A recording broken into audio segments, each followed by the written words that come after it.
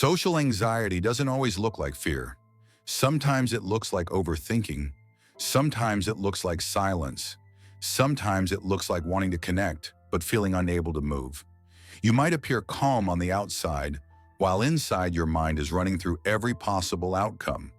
What if I say something wrong? What if they judge me? What if I embarrass myself? So you hesitate. You rehearse conversations before they happen and replay them again after they're over. Slowly, without realizing it, social situations begin to feel exhausting instead of natural. Social anxiety isn't about being shy. It's not about being weak.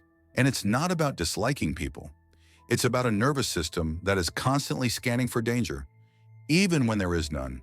Your body reacts as if every interaction is a test, a performance, something you can fail.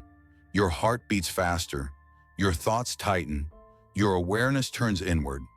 Instead of being present with others, you become trapped inside your own head. One of the hardest parts of social anxiety is that it's mostly invisible. People don't see the preparation. They don't see the tension. They don't see how much energy it takes to simply show up.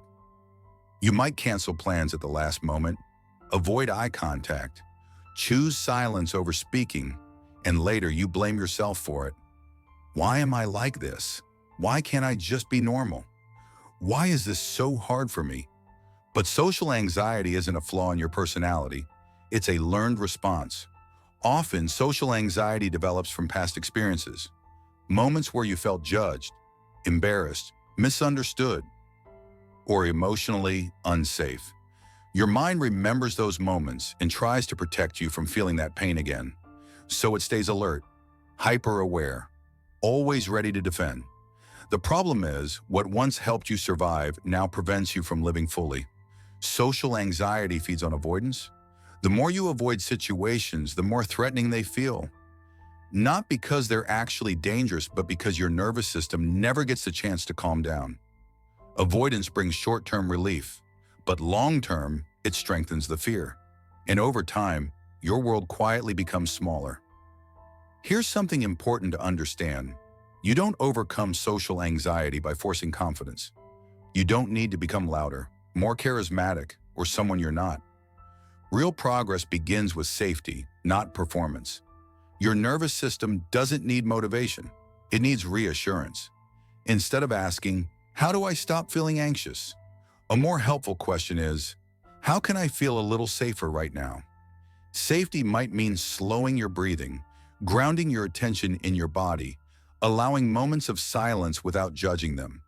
It means letting anxious thoughts exist without believing every one of them. An anxious thought is not a prediction. It's a signal. Another gentle shift is changing where your attention goes.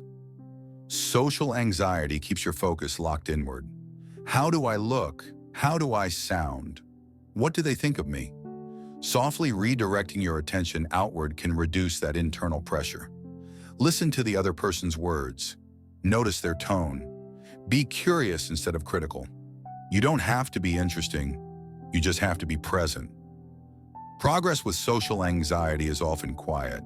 It doesn't look like sudden confidence. It looks like staying a little longer, speaking a little softer, noticing the anxiety without running from it. Some days will feel easier, other days won't. And that doesn't mean you're failing. Healing is not linear. Social anxiety doesn't disappear overnight. There won't be a moment where everything suddenly feels easy. And that's okay.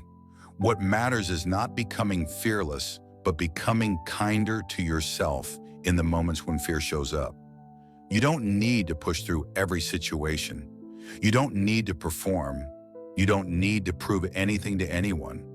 Each time you choose to stay present, even while feeling anxious, you are already changing the pattern. Each small step counts. Each pause matters. And even on days when you retreat, you are not moving backward. You are learning.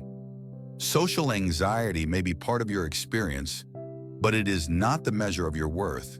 You are allowed to take up space. You are allowed to move at your own pace. You are allowed to be quiet and still belong.